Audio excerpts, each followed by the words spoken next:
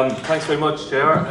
Some great speeches there beforehand, and congratulations to the two other guys that have come in. So I'll probably lower the standard a little bit at the moment, go forward. But the first guy is Gary Hanley, that we're going to have a little chat about. So I have a couple of stories, and I'll try and speak slowly, so hopefully everybody can understand with the accent and all that. Okay. So I met Gary 1 year before we actually came to Felician, which was in 1999. We attended a small college together in Dublin for a year beforehand, with the intention of trying to get a soccer scholarship over to the States. So towards the end of that year, I'd committed to Felician after a couple of conversations with Coach Tony. So at the same time, Gary was speaking to another college in Florida, I think it was, at the time, but things were going a little bit slowly, and he hadn't actually done any, he hadn't committed to anything at the time. So towards the end, Tony rang me maybe 2 or 3 weeks beforehand, and he said that one of his recruits that he had fallen through, and did I know anybody that was there that would be good or decent? So I said, yeah, I know this fella, Gary. You know, he's pretty good. He's decent in school. You know, he should be okay. I can't really vouch for him that much, but you know, I'll give you his number anyway. So I gave Gary's number to Tony, and didn't think anything of it for a couple of weeks. So 3 or 4 weeks later, Gary rings me and asks me, did I want to be his roommate at college? So I was like, great, fantastic. Everything went through. We're going there together. So I suppose the journey begins, and we fly over, and as I said, in the summer of '99. We come in, big adventure, you know, big change for us Irish guys. All of a sudden, you're over here. Your New York City is just next door. We started playing and training and meeting all the guys, and I suppose our first year was so-so. We were kind of trying to find each other and trying to figure out who's who. We did eventually go on to do some pretty big things after that. But you know, we got knuckled down, and we looked after each other. We made sure that you know, that we were supporting each other as much as possible, and you know, on the pitch and off the pitch, because it's difficult. It's difficult enough to be away from home. But anyway, some of us hit the ground running. Gary started scoring goals right from the start. I didn't. Gary got a couple of all-conference awards. I didn't. Gary got All-American mention. I definitely didn't. Gary was all-tournament. I was not. There was even rumours of the mighty Glasgow Celtic had lads looking at Gary when he was over here. Again, they weren't looking at me. And this trend continued when we finished here and we went home. I started playing for a pretty good team in Dublin, and speaking to the guys, and they're like, oh, you went to college in America? Yeah. Anybody from Ireland there? I said, yeah, there's another guy, Gary. yeah, okay, I'll ask him to come down. So I asked Gary to come down to Glenville. So he comes down and plays with us, plays 2 or 3 matches. Then he's selected for an all-tournament team to go to play in Wales, to a huge representative tournament, right? Oscar trainer straight away. So yeah, you guessed it, I wasn't selected either for that. So look, guys, the journey, I suppose, has to have an ending, and of course here I am introducing Gary to get into the Hall of Fame. So, you know, it's kind of he's haunted me everywhere I've gone. But you know, I think, you know, for me, I wouldn't have it any other way. For me, it's fitting to do this, and it's an absolute honour. You know, most people could be fairly upset playing second fiddle to Gary their entire life, but you know, not me, because you know, he has such high standards both on the pitch and off the pitch, and you know, if you're even hitting half of what Gary does, you know, you're doing pretty well for yourself. I'll just give you an example of Gary, and that some of the things he did, and how he was on the football pitch, and you know, he epitomises everything that's good about how you play the game, and having the right attitude and determination and all that. And a lot of the guys will remember this particular example. But we were our second year playing, and we're playing away to Wilmington, conference knockout, probably the first round, I think. And we're losing 2-0, playing pretty bad and not doing too good. Things not looking great, but anyway, Gary just nicks a goal before half-time, so it's 2-1 half-time, so not too bad. Tony takes us and gives us our talk with Mike and that, and we go back out, change team, attitude change. Gary gets a second goal, so we're back to 2-2. So okay, we're feeling good now. We reckon we have a good chance.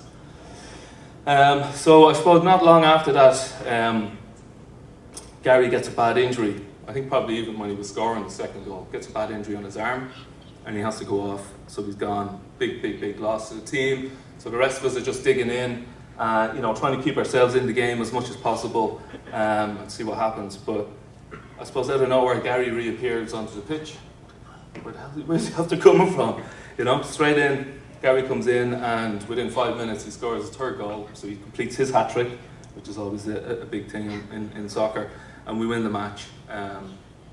Consequently of that second year, we went on then and won the conference and won the region, went to national championships. But if he hadn't come back onto the pitch that day, we would not have had that. We wouldn't have had that experience.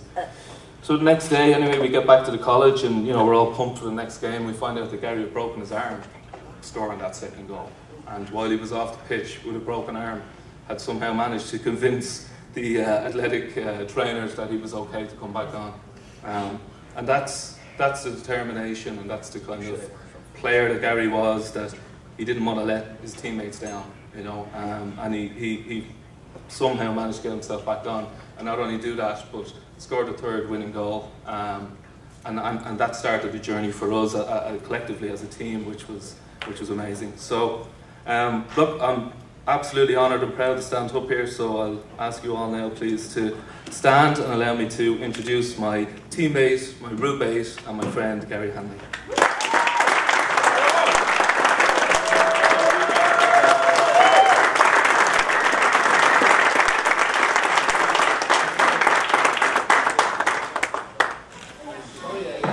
Hi everybody.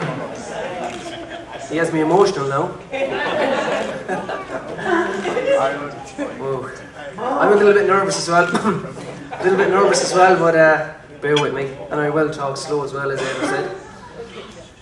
Just by the way, I'll just say that Aidan does hold a record. Mike just reminded me there a few minutes ago. Aidan has more yellow cards and red cards than anyone else. And that still stands and probably will stand for a lot longer. So well done, Aidan. True story, yeah. So I'll start off by welcoming everyone here tonight, and huge honour for me. Unfortunately, my family can't be with me tonight. We had a little girl 2 weeks ago. So, thank you. So Michelle, Sarah Jane and Aoife is at home today, so they can't be with us tonight. So, but my plus one tonight was Aidan. So, yeah, he's rooming with me again tonight as well. And so, well, I'll just go back to a quick story. So, myself and Aidan was roommates for the first 3 years, and he got a job as an RA. I don't know how he got that. But they said, look, we'll put a bit of trust in Aidan, might settle him down a small bit. So they put him as an RA. So I had a room to myself for the first semester, so it was brilliant. Put the two beds together, room was nice and clean, everything else, so went to bed one night anyways, and I woke up the next morning and thought, what's that? Aidan was 2 inches from me. I'm like, Aidan, what are you doing? He said, I couldn't find my key, I still have your key, so it's okay, I broke in with you. I said, no problem, Aidan, you're very welcome anytime. But anyways, yeah, we arrived over in 2000. Self and Aidan got on the plane together, and we came over. And I remember, I was just speaking to all the McGarrys earlier on, and I remember walking across the parking lot, and see these two guys walking across, and I'm wearing a Celtic top and a pair of orange Barcelona shorts. Walking across anyways, and all right, son, John's dad, Ronnie, he says, you're a little bit confused, are you? Remember that? The orange and the Celtic gear on me. But anyways, that was the first time I met John, and shook hands with John, and from then on, we just clicked. And then that year, actually the runabout, Robert Simmons, he took a chance on all of us. He gave Tony the funds. He said, look, go out there, see can we make a crack at this soccer thing. And So he recruited, and he got together, I don't know, was it luck or Tony's talent spotting or whatever, but he got together 8. There was 8, 9 guys on scholarship that first year, and it was like a family straight away. Now, at first it was tough going. Our first year we had many losses. Tony started out the year with a full head of hair. And he had a big fluffy moustache as well. That's all gone. Manny's at half time, he'd give this one. He'd say, "You just follow me down the corner."